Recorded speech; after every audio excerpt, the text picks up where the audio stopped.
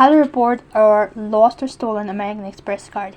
Hi everyone, welcome back to another episode. In this morning tutorial, I'll be showing you the ways to report a stolen or lost American Express card.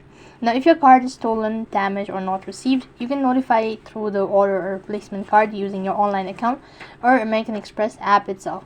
If you wish to go ahead and continue with the online procedure, then you need to go ahead and log in into your account and go to account management. Then click on order or replacement card for a damaged, lost, or stolen card, and follow the instructions provided by the app itself in order to report a lost or stolen American Express. Likewise, if you wish to go ahead and contact the customer support team, then you could go ahead and open up a browser. On the web address bar, you could type in americanexpress.com/customer service, and that's going to provide you to this following website.